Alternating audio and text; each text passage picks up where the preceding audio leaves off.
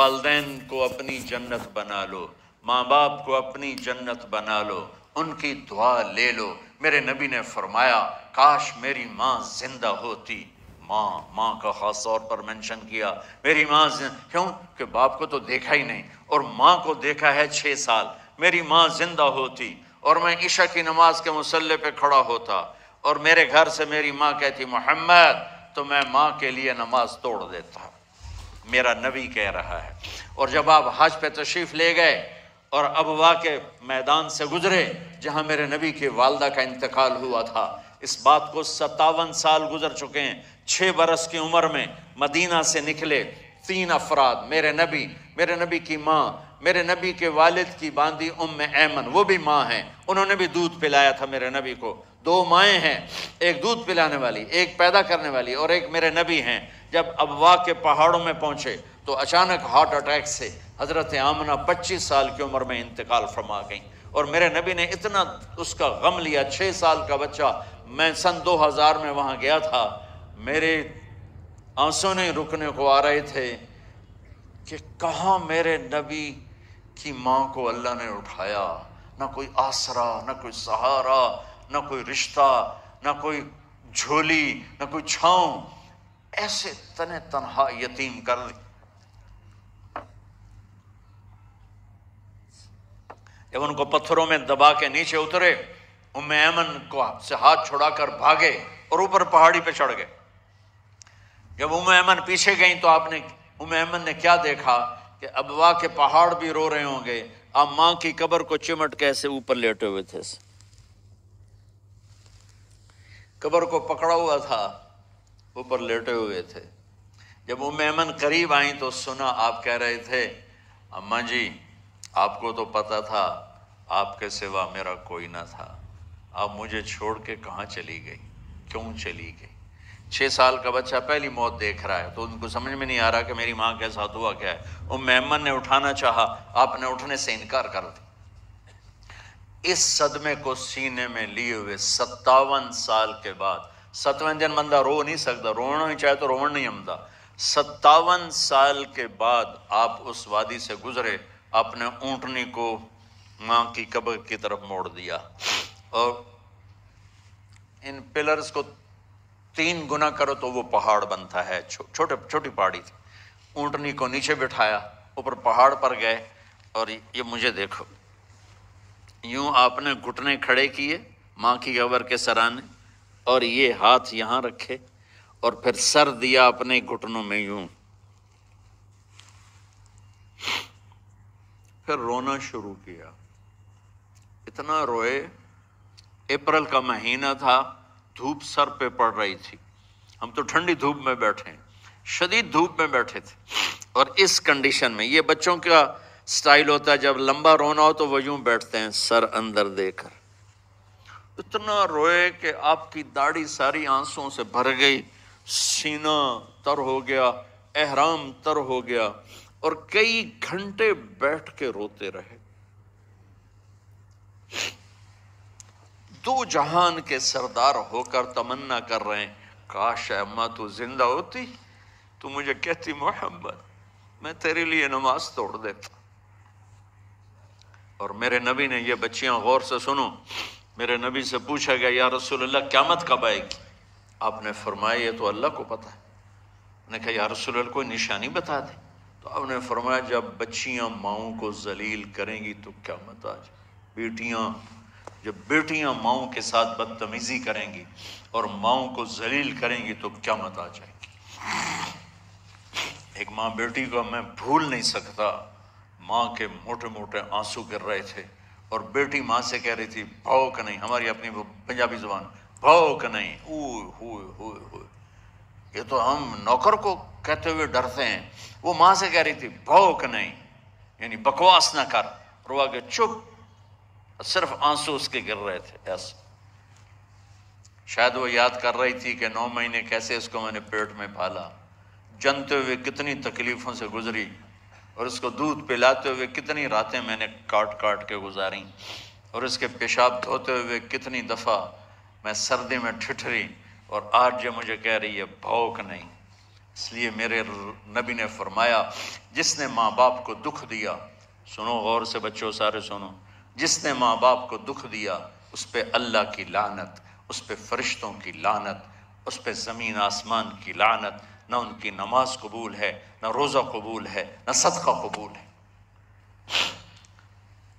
میرے نبی کی زندگی کا دوسرا روپ حقوق العباد، نماز حقوق اللہ میں آ جاتی ہے، میں حقوق العباد کی تھوڑی سی وضاحت کر رہا ہوں۔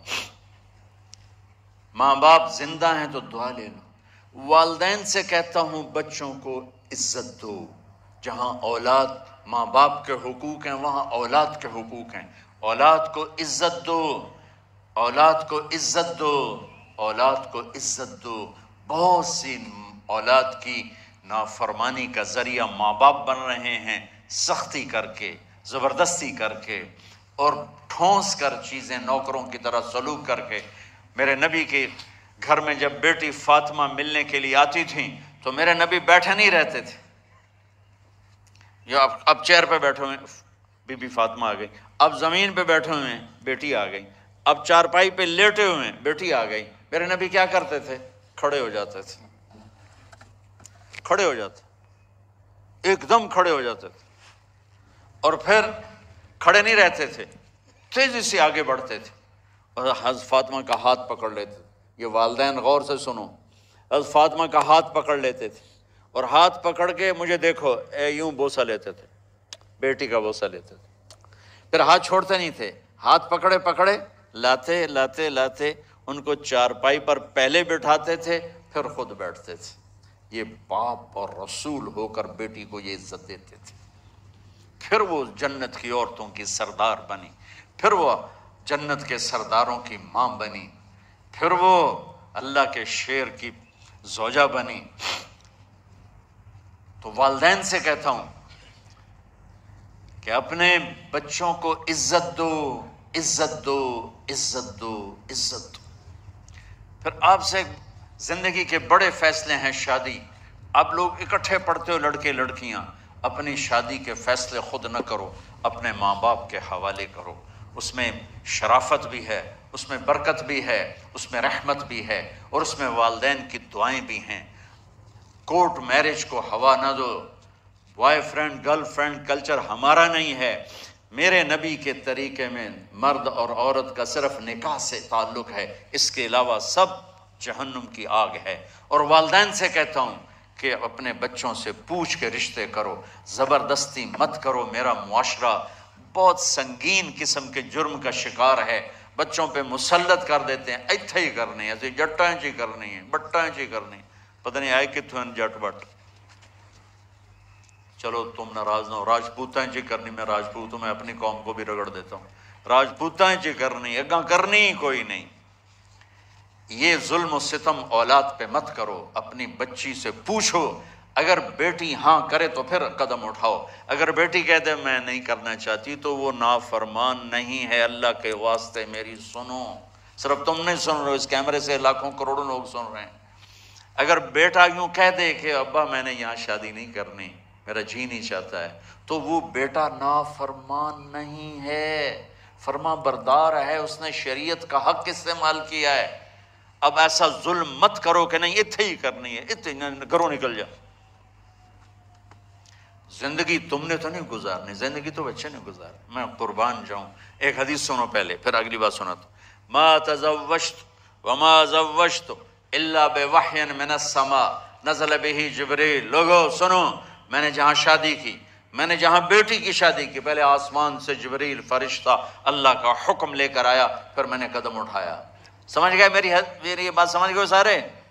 اب اگلی سنو، حضرت علی فاطمہ کا رشتہ لینے آ گئے اور جبریل ان سے پہلے آ گئے کہ یا رسول اللہ فاطمہ علی کے لیے ہے۔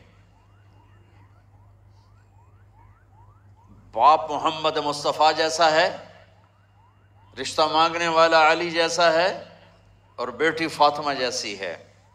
اور آپ پوچھتے ہیں علی کیسے آئے؟ وہ شرم کی وجہ سے کچھ کہہ نہ سکے، چپ۔ آپ کو تو پتا تھا، آپ نے فرمایا فاطمہ کے رشتے کے لیے آئے ہو؟ کہا جی۔ تو جبریل تنال بیٹھا ہوا ہے کہ یا رسول اللہ اتھے ہی کرنا ہے، آپ نے ہاں نہیں کی، آپ نے کہا انشاءاللہ، اور یہ کہہ کر اٹھ گئے۔ انشاءاللہ نبی کا ہاں ہی ہوتا ہے، لیکن جبریل کے آنے کے باوجود اور اللہ کے کہنے کے باوجود میرے نبی کو بھی پتا ہے کہ یہ رشتہ یہاں کاتب تقدیر نے لکھ دیا ہے، لیکن امت کو سبق سکھانے کے لیے آپ گھر تشریف لے گئے۔ بیٹی فاطمہ کہ جی یا رسول اللہ، کہا علی کا رشتہ آیا ہے، میں ہاں کر دوں؟ سبحان اللہ۔ میں اپنے دیہاتی بچیوں پہ مجھے رونا آ گیا کہ جنہیں پتہ ہی نہیں ہوتا سانو کہیں دے نال بندے پہ جانور ہے یا انسان ہے۔ علی جیسا داماد، چلو علی کو چھوڑو، فاطمہ کو چھوڑو، جبریل آیا بیٹھا ہے، جبریل آیا بیٹھا ہے۔ اس کے بعد فاطمہ سے پوچھنے کی کیا بات ہے؟ جبریل آ کر کہہ رہا یا رسول اللہ، اللہ کہہ رہا فاطمہ علی کے لیے ہے اور علی فاطمہ کے لیے ہے، اور پھر آپ کہتے ہیں بیٹی فاطمہ ہاں کر دو؟ ہماری تو آج کی بیٹیاں انکار نہیں کرتی، چپ کر کے گاں ماش طرح بن چھڑ دین کلے نال۔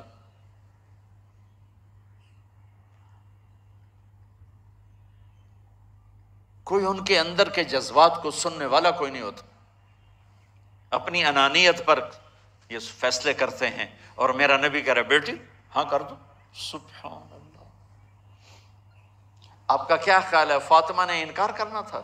یہ بیٹیاں نہیں انکار کرتی تو فاطمہ نے کہاں کرنا تھا؟ لیکن یہ سبق دینا تھا ان والدین کو جو نادانی میں نادانی کے فیصلے کر کے اولاد کو ہمیشہ ایک ٹھنڈی آگ میں دھکا دے دیتے ہیں۔ حضرت فاطمہ رضی اللہ تعالیٰ عنہا نے جب ہاں کی، پھر آپ باہر نکلے۔ اچھا مزے کا واقعہ ہو، حضرت علی اٹھ کے باہر نکلے تو صحابہ باہر کھڑے انتظار کر رہے تھے کہ کیا ہوا۔ حضرت علی کو بھیجنے والے تھے عبد الرحمن بن عوف۔ پہلے ابو بکر گئے تو آپ نے انکار کر دیا، عمر گئے رشتہ مانگا، آپ نے انکار کر دیا۔ عبد الرحمن بن عوف نے علی سے کہا آپ جائیں، آپ کا رشتہ رد نہیں ہوگا۔ کہنے لگے میرا تو ذاتی گھر بھی کوئی نہیں، مجھے کہاں سے رشتہ ملے گا، میں تو بالکل غریب ہوں۔ کہ نہیں تم جاؤ۔ تو واپس آتے انہوں نے عبد الرحمن بن عوف پہ چڑھائی کر دی، ویکھیا ہے نا تو مینوں گلے آئی، انکار ہو گیا۔ تو صحابہ نے پوچھا کیا ہوا؟ کہا کچھ کہا ہی نہیں، چپ کر کے اٹھ گئے۔ تو عبد الرحمن بن عوف کہنے لگے کچھ بولے صحیح، کہ بس اتنا کہا انشاءاللہ کا تو مبارک ہو، نبی کا انشاءاللہ ہاں ہوتا ہے۔ کہا اچھا، تو اتنے میں آپ باہر تشریف لے۔ کہا علی، کہا جی، کہا لو بلاؤ، لوگوں کو بلاؤ۔ ساری مسجد بھر گئی، آپ کی ساری مسجد فل ہو گئی۔ آپ ممبر پہ کھڑے ہوئے علی کو سامنے بٹھایا، کہا لوگو یہ جبریل میرے پاس اللہ کا پیغام لائے ہیں کہ میں فاطمہ بنت محمد کا نکاح علی بن ابی طالب کے ساتھ کر دوں۔ پھر آپ نے خطبہ پڑھا اور کہا کہ علی، ہائے ہائے ہائے، میں نے فاطمہ بنت محمد کو 400 درہم مہر کے عوض تیرے نکاح میں دیا، تو نے قبول کیا؟ حضرت علی نے زور سے نعرہ لگایا میں نے قبول کیا، اور سجدے میں چلے گئے، اللہ کا شکر کا سجدہ ادا کیا۔ پھر میرے نبی نے وہیں سارے مجمع کو شہد کا شربت پلایا اور تازہ کھجوریں کھلائیں۔ اور پھر جب رخصتی ہوئی تو آپ نے حضرت علی سے فرمایا کہ آپ آ کے لے جاؤ۔ پھر آپ نے حضرت ام سلمہ، حضرت حفصہ اور جناب حضرت عائشہ رضی اللہ تعالیٰ عنہ، ان تینوں کو بلا کر فرمایا تمہیں پتہ ہے نا مجھے فاطمہ سے کتنا پیار ہے، تو تم فاطمہ کو دلہن بناؤ، اس کی تیاری کرواؤ، اسے دلہن بناؤ۔ تو ان تینوں نے حضرت فاطمہ کو دلہن بنایا۔ پھر آپ نے حضرت علی کو پیغام بھجوایا، وہ تشریف لائے، اپنی اونٹنی لے کر آئے، حضرت عقیل ساتھ ہے، سلمان فارسی ساتھ ہے، اور دروازے پر اونٹنی بٹھائی، آپ علی کو اندر لے گئے اور یوں فاطمہ کا ہاتھ پکڑ کے علی کے ہاتھ میں دے کر فرمایا علی تمہیں نبی کی بیٹی مبارک۔ سبحان۔ پھر آپ نے کہا میری بیٹی فاطمہ، مجھے اپنے خاندان میں جو سب سے زیادہ محبوب تھا میں نے تیرا ہاتھ اس کے ہاتھ میں دے دیا ہے۔ والدین سے کہتا ہوں اپنے نبی کی زندگی پڑھو۔ میرا درد ہے کہ ہماری ثقافت میں اسلام داخل نہیں ہوا، ہمارے عبادت میں اسلام آ گیا، بہت سارا مجمع مرد عورتوں کا نمازی ہے، حاجی ہے، عمرے کرتے ہیں، لیکن ثقافت میں نبوت کی جھلک دکھائی دے، ثقافت میں اللہ کا نبی دکھائی دے، وہ نہیں ہے۔ زندگی بیت گئی اس انتظار میں، مدت سے لگ رہی تھی لب بام ٹک ٹکی، تھک تھک کے گر گئی نگہ انتظار آج، پتہ نہیں کب صبح ہوگی۔ چلو کہتے تو جائیں مجھے ہے اگرچہ بت ہیں جماعت کی آستینوں میں، مجھے ہے حکم اذان لا الہ الا اللہ۔ والدین کے ذمہ ہے اولاد کو عزت دینا، ان کے سب سے بڑی خواہش میں ان کا احترام کرنا کہ زندگی انہوں نے گزارنی ہے، اور آپ کے ذمہ ہے والدین کے آگے سر جھکا دینا۔ اللہ کے واسطے کورٹ میرجز اور خفیہ شادیاں یہ نہ ہماری ثقافت ہے نہ یہ انسانیت ہے۔ ہمیشہ دکھ دردوں میں زندگی گزرتی ہے کہ اصل زندگی تو موت کے بعد آنے والی ہے۔ تو والدین پڑھیں شریعت کو، اولاد بھی پڑھے اپنے نبی کی زندگی کو۔ ایک شخص حضرت عمر کے پاس آیا ایک بیٹے کو لے کر، کہا امیر المومنین یہ میرا بیٹا بڑا نافرمان ہے اور مجھے بہت تنگ کرتا ہے۔ حضرت عمر کے پاس لاٹھی ہوتی تو انہوں نے یوں اٹھائی، وہ کہنے لگا حضور معافی دیا جائے، ایک میری گل سن لو۔ آپ نے فرمایا کیا؟ کہنے لگا ماں پیو دے بڑے حق ہیں، بالکل ٹھیک ہے، پر کوئی ساڈا حق بھی ہے ماں پیو تے؟ آپ نے کہا ہاں۔ آپ نے کہا ہاں۔ کہنے لگے ذرا وہ بتا دیں۔